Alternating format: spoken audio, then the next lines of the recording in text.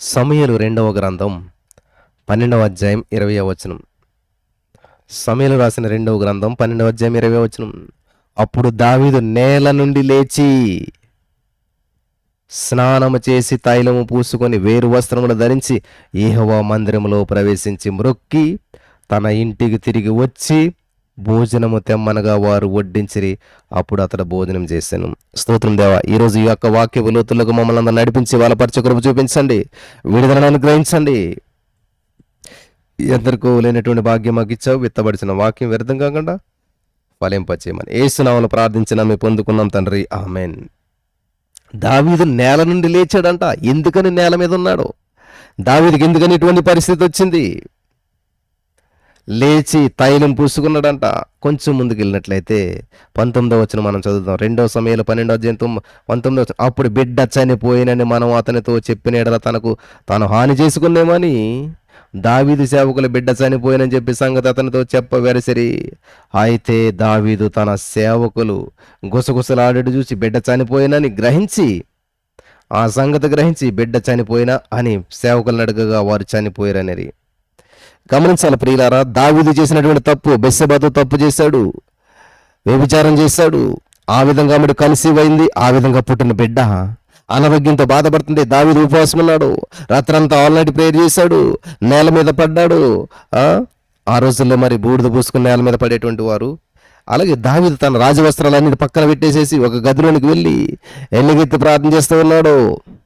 బిడ్డ బ్రతుకుతాడేమో, దేవుడు నా తప్పిదాన్ని క్షమిస్తాడేమో అనేటువంటి ఆలోచనతోటి. కానీ ఎంత ప్రయత్నం చేసినా కానీ బిడ్డ మాత్రం బ్రతకలేదు, చనిపోయాడు. దేవుడు పాపిని ప్రేమిస్తాడు కానీ పాపాన్ని ప్రేమించడు. ప్రియులు గమనించాలి, అక్రమాన్ని సహించడు. కాబట్టి ఈరోజు నువ్వు అక్రమంగా చేస్తున్న వ్యాపారాన్ని ఆశీర్వదించేదేమంటున్నావేమో, తప్పుడు దారిలో వెళ్తూ దీవించేదేమంటున్నావేమో. నెవర్. దేవుడు ఎప్పటికీ దాన్ని దీవించడు. సరి చేసుకోవాలి. లేచిరా అక్రమమైన మార్గంలో నుంచి, లేచిరా అక్రమైనటువంటి పరిస్థితి నుంచి సక్రమంగా నడవటానికి. దావీదు అదే చేశాడు. ఆ యొక్క తప్పిదాన్ని దేవుడు ఏమైనా క్షమిస్తాడేమో, సరి చేస్తాడేమో, సరే దాన్ని ముందుకు తీసుకెళ్తాడేమో అనుకున్నాడు. No, never. దేవుడు ఎప్పుడు కూడా అన్యాయాన్ని సహించే దేవుడు కాదు. దేవుడు పాపాన్ని ప్రేరేపించే దేవుడు కాదు. దేవుడు తప్పిదాన్ని ప్రేమించే దేవుడు కాదు. దావీదు ఎంతగా గోజాడి ప్రార్థన చేసినా కానీ బిడ్డ బ్రతకలేదు, చనిపోయాడు. చనిపోయాడని తెలిసినటువంటి దేవుడు ఏం చేస్తున్నాడంటే, ప్రియులు గమనించాలి, చనిపోయాడని తెలిసినటువంటి దావీదు ఏం చేస్తున్నాడంటే విడిచిపెట్టలేదు. దావీదు దేవుడు ఏంటి ఇలా చేస్తాడని ప్రశ్నించలేదు. ప్రయత్నం చేశాడు, ప్రయత్నం విఫలమైపోయాడని బాధపడతలేదు. వెంటనే లేచి ఏందన్నే పని జరిగిందని కాదు, దేవుని స్తుతించడానికి వెళ్తున్నాడంట. హల్లెలూయా. బాధలోంచి లేచి, సమస్య నుంచి లేచి, ఇబ్బంది నుంచి లేచి ఎక్కడికి వెళ్తున్నాడంటండి? అప్పుడు దావీదు నేల నుండి లేచి, అప్పుల్లో నుంచి లేచి, అనారోగ్యం నుంచి లేచి, కన్నీటి లోయల్లోంచి లేచి, దుఃఖం నుంచి లేచి, నిందలోంచి లేచి, అవమానం నుంచి లేచి స్నానం చేసి in the name of Jesus. ఈరోజు నీ వాక్యం నా ప్రియమైనటువంటి సహోదరి స్నేహితులారా, నువ్వు ఎటువంటి పరిస్థితులు గుండా వెళ్తున్నావో, ఎటువంటి మరి పరిస్థితుల్లో నీవు దిగజారిపోయినటువంటి స్థితిలో ఉన్నావో, ఎటువంటి దుఃఖంలో నువ్వు ఉన్నావో, ఎటువంటి నిందల్లో నువ్వు ఉన్నావో, ఎటువంటి అవమానంలో నువ్వు ఉన్నావో, అయితే దేవుడు అన్నాడు లేచి in the name of Jesus స్నానం చేసి. అబ్బా, చూస్తారా, నువ్వు లేస్తే సరిపోదు, స్నానం చేయాలంట. నువ్వు రియలైజ్ అవ్వాలన్నమాట. ఏంటి ఇక్కడ ఉన్నాను, ఏంటి పరిస్థితులు, నాకు జీవితం ఏంటి, ఈ గందరగోళం ఏంటి, మరేం చేయాలి? నువ్వు లేచి అదేమంటే స్నానం చేయాలంట. ఏంటో స్నానం? వాక్యం అనే ఉదక స్నానం. నువ్వు వాక్యం చేత కడగబడాలా. హల్లెలూయా. నీ పరిస్థితుల నుంచి విడుదల పొందాలంటే నువ్వు వాక్యం అనే ఉదక స్నానం చేయాలా. వాక్యం సత్యంలోనికి రావాలా. వాక్యాన్ని ధ్యానించాలా, వాక్యాన్ని పఠించాలా. మనకి ఇది ఏమొద్దు, ప్రార్థన చేయండి నా కోసం, ఈ సమస్యలో ప్రార్థన చేయండి కాదు ప్రియులారా. ప్రార్థన కాదు, వాక్యం అనే ఉదక స్నానం. వాక్యం చేత నువ్వు ముంచబడాలా, వాక్యం లోతుల్లోకి నువ్వు వెళ్ళాలి. అంతేగాని వాక్యం లేకుండా, బ్రదర్ నేను సమస్యలో నన్ను ప్రార్థన చేయండి, అప్పుల్లో నన్ను ప్రార్థన చేయండి, నిరుద్యోగులను ప్రార్థన చేయండి, ఫలితం చూస్తే ఏం జరగదు. ఎంతకాలం చేసినా ఇదే పరిస్థితి.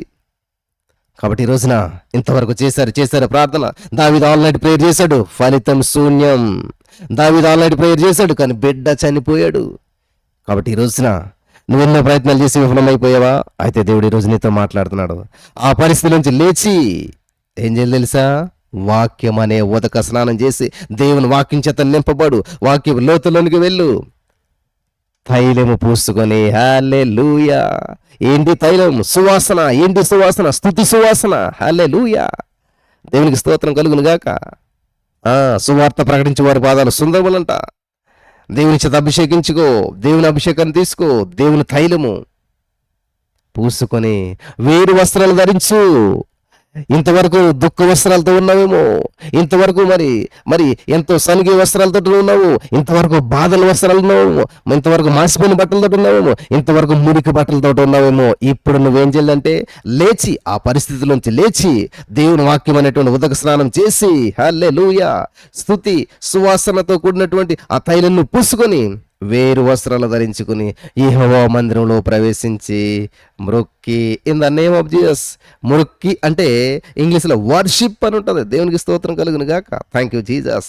ఇంగ్లీష్లో బైబిల్లో చూసినట్లయితే వర్షిప్డ్ అని ఉంటుంది. Worshipped. Thank you Lord, thank you Lord, in the name of Jesus. కాబట్టి నీ పరిస్థితులు ఎలాగున్నా, నువ్వు ఎటువంటి అప్పుల్లో ఉన్నా, ఎటువంటి ప్రతికూల పరిస్థితుల్లో ఉన్నా సరే, వాటి నుంచి లేచి బయటికి రా. బయటకు వచ్చి దేవుని వాక్యంలో ధ్యానించు. దేవుని వాక్య ఉదక స్నానం చేసి మరి ఆ స్తుతి సువాసన చేత నింపబడి వేరే వస్త్రాలు, ఉల్లాస వస్త్రం, స్తుతి వస్త్రం ధరించుకొని దేవుని మందిరంలో ప్రవేశించు. ప్రతి సండే దేవుని మందిరంలో ప్రవేశించు. ప్రతిరోజు ప్రభు సన్నిధిలో ప్రవేశించు. ప్రతి పూట ప్రభు సన్నిధిలో ప్రవేశించి మ్రొక్కి అంటే వర్షిప్ చేసి వర్షిప్ చేసి వర్షిప్ చేసి తన ఇంటికి తిరిగి వచ్చి భోజనం తెమ్మని వారు వడ్డించారు. అప్పుడు అతడు భోజనం చేశాడు. హల్లెలూయా. ముందు ఇది చేయవలసింది దేవుని సన్నిధిలో గడపడం. ముందు దేవుని సన్నిధికి ఇంపార్టెంట్ ఇవ్వాలి. నీకున్న పరిసర నుంచి బయటకు రా, ఆలోచన నుంచి బయటకు రా, అంధకార శక్తుల నుంచి బయటకు రా. హల్లెలూయా. గమనించాలి, ఇది చాలా పవర్ఫుల్, ఇది చాలా శక్తివంతమైనటువంటి విషయం. చాలా జాగ్రత్తగా మీరు గమనించాలి. లేచి in the name of Jesus. ఏం చేస్తాడు? దావీదు నేల నుంచి లేచి స్నానం చేసి ఉదక స్నానం చేయబడ్డారా? వాక్యపు స్నానం చేయబడ్డారా? బాప్తిస్మ స్నానం చేయబడ్డారా? ఇవి మాట.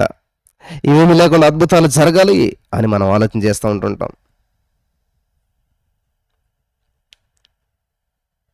హల్లెలూయా. వండర్ఫుల్, చాలా పవర్ఫుల్, చాలా శక్తివంతమైన మాటలు ఈ రోజున పరిశుద్ధాత్మ దేవుడు ఎవరితో మాట్లాడుతున్నాడు. ఎవరో బంధకాల్లో ఇరుక్కుపోయినట్టుగా ఉన్నారు, ఎవరో దుఃఖ సాగరంలో మునిగిపోయినట్టుగా ఉన్నారు, ఎవరో జీవితం పట్ల ఆసక్తిని కోల్పోయినట్టుగా ఉన్నారు, ఎవరో ఇంకా ఎందుకు వచ్చింది జీవితం అనేటువంటి ఆలోచనలతో ఉన్నట్లయితే ఈ రోజున చెప్తున్నాడు, లేచి నేల నుండి లేచి, ఆ ఆలోచన నుంచి లేచి, అటువంటి పరిస్థితుల నుంచి లేచి ఏం చేయాలి తెలుసా? వాక్యం అనే ఉదక స్నానం చేసి తైలం పూసుకొని వేరే వస్త్రాలు ధరించుకో. ఆ యొక్క మురికి బట్టలు తీసి పడేసేసాయి. ఆ గుడ్డు భిక్షకుడు ఏం చేస్తున్నాడు తెలుసా? తన వస్త్రం తీసి పారవేశాడంట. In the name of Jesus. అడుక్కునే వస్త్రం తీసి పారేశాడు. ఆ వస్త్రం చేత అడుక్కుంటున్నాడు. ఆ వస్త్రం అందరూ కానుకలు వేస్తూ ఉన్నారు, ఆ వస్త్రం అందరూ రూపాయలు వేస్తూ ఉన్నారు. కానీ ఇంకా నేను అడుక్కునే పరిస్థితులు లేను, ఈ అడుక్కునే వస్త్రాన్ని పడవేస్తున్నాను, ఈ అవమానంతో కూడా వస్త్రాన్ని పడేస్తున్నాను అని దిగ్గును లేచి వస్త్రాన్ని పడేశాడంట. ఈ రోజున ఎంతకాలం దుఃఖించిన వస్త్రం నీలో ఉన్నట్లయితే ఉల్లాస వస్త్రం తీసుకో, దుఃఖ వస్త్రం తీసి పడేసేసాయి. Thank you, thank you Lord, thank you Lord, thank you Lord. ధరించుకుని యెహోవా మందిరంలోనికి ప్రవేశించి మ్రొక్కి దేవుని మందిరంలో ప్రవేశించు. ఇద్దరు ముగ్గురు ఎక్కడ ఏకీభవిస్తారో అక్కడ దేవుని సందులో ఉంటామని అన్నాడు దేవుడు. ఏకీభవించమంటున్నాడు. ఏకీభవించు, ఏకీభవించు. Thank you Lord, thank you Lord, thank you Lord, thank you Lord. హల్లెలూయా, హల్లెలూయా, హల్లెలూయా, హల్లెలూయా, హల్లెలూయా, హల్లెలూయా. Thank you Jesus, thank you Jesus. ఏకీభవించండి ప్రియులరా.